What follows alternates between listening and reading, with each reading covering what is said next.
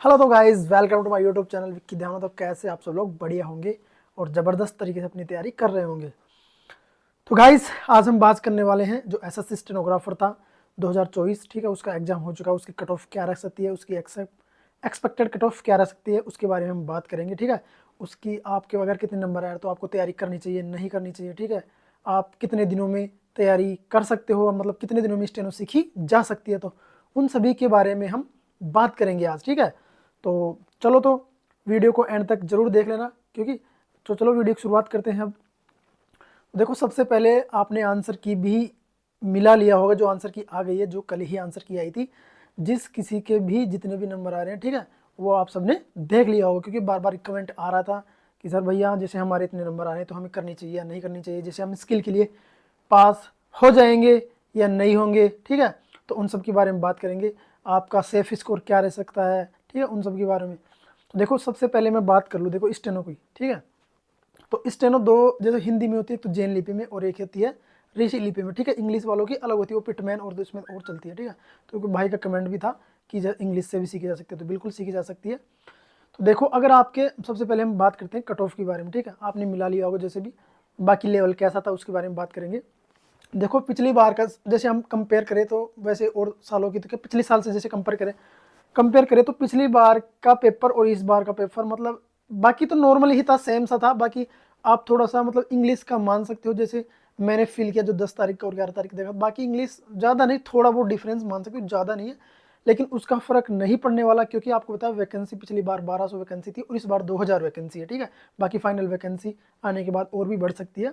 ठीक है, तो जैसे आपके कितने भी नंबर आ रहे हैं, चाहे 120, 130, 140 या 140 प्लस। ठीक है, तो जैसे मैंने पहले भी बताया था कट ऑफ के बारे में, क्योंकि बार बार आपका कमेंट आ रहा था, तो चलो आपको एक सेफ स्कोर ही बता देते हैं और आप सीख भी सकते हो।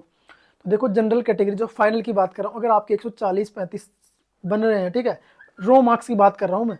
ठीक है, रो मार्क्स में, तो उसके बारे में बात कर रहा हूँ मैं। तो क्या बोलते हैं,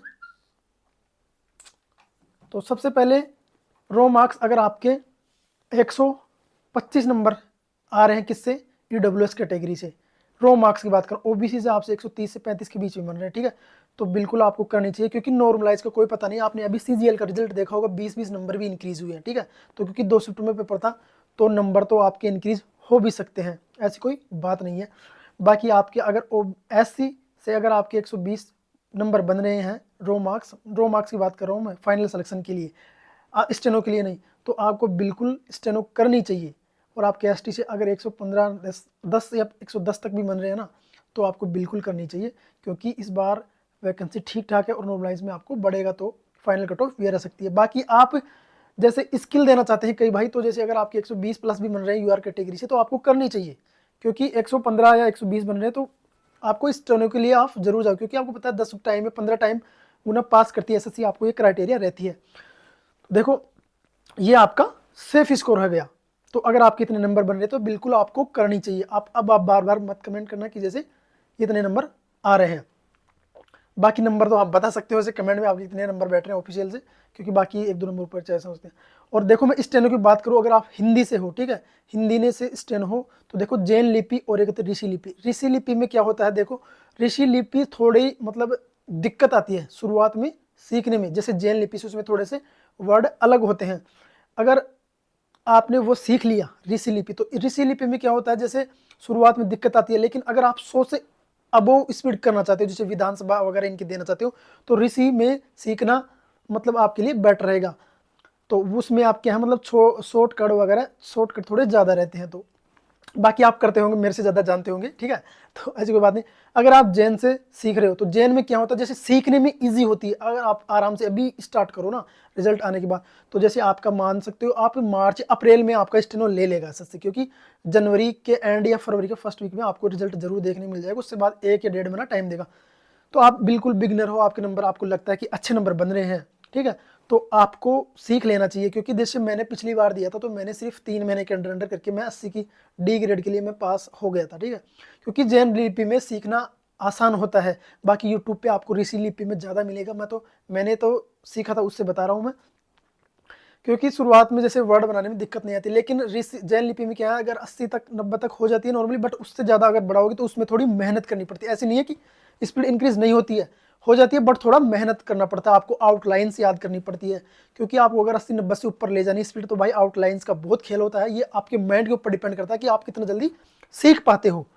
तो बाकी हर चीज़ में ये ऐसा रोल होता है कि खुद के माइंड के ऊपर भी बहुत डिसाइड करता है कि आप कितना कितना ज़्यादा सीखते हो। वैसे तो आप कई भाई बोलेगा नहीं 4 महीने में नहीं हो सकती है, कोई नेगेटिविटी भी फैलाएगा। देखो, सीखने को साल भर में भी नहीं सीख सकते, आप करते रहो, इंटेंट मत रखो पढ़ने का, साल क्या 2 साल भी हो जाएगी। लेकिन अगर आप सीखना चाहते हो बिल्कुल बेसिक में, ज़्यादा नहीं, 80 की आप डी ग्रेड के लिए आप बिल्कुल कर सकते हो। बाकी अगर आपका मोटिव किसी और एग्जाम का है, टारगेट, तो कोई बात नहीं, अगर आपका एग्जाम देना था तो पर्पज़ वो ऐसी बात नहीं है। लेकिन मैंने जो ये बताया आप ऐसे सीख सकते हो। बाकी स्टेनो को आपको पता है हर चीज़ में स्किल, आपको हर चीज़ में स्टेनो, हर डिपार्टमेंट में स्टेनो काम आती है। तो जरूरी नहीं, आपने अगर सीख भी लिया तो आपका नुकसान नहीं करेगी, मतलब आगे आपको फायदा दे सकती है, आपके पास एक प्लस पॉइंट हो जाएगा। जैसे आपका रेलवे में तो अगर दिक्कत पता नहीं, कई बोल रहे हैं कि वैकेंसी घटा दी, बाकी आप डीएसएस में देख सकते हो। बाकी हर कोई डिपार्टमेंट हो, हर डिपार्टमेंट में स्टेनो की पोस्ट आती है, जैसे वो अपने स्टेट का हो चाहे से कोई सा भी हो, तो वो स्टेनो आपकी बेकार नहीं जाएगी अगर आपने सीख भी लिया होता। बाकी नहीं, ज़्यादा नहीं, जैसे अगर आप रिजल्ट का वेट कर लो 1-2 घंटे दे लेना अगर जो, लेकिन हाँ, जो अभी सीखेगा बिगनर है तो उसको कम से कम 4-5 घंटे तो कंटिन्यू देनी ही पड़ेगी। तो ये चीज़ है। बाकी टाइपिंग के लिए मैंने बता रखा है सॉफ्टवेयर, आप हिंदी में टाइपिंग करना चाहते हो तो देखो बेसिक्स वगैरह के एक वर्ड आता है शॉर्टकट की वगैरह, जो कीबोर्ड में आता है, उस पर अगर आप सीखना चाहते हो तो निकलवा के कंप्यूटर या आपकी मित्र आसपास कहीं भी, उस पर जो पहले आप कीबोर्ड पे कर रहे हो उस पर चिपका लेना, ASDFJKL है, तो वही सेम रहता है, उसमें क्या है गया ये चीज़ें आती है।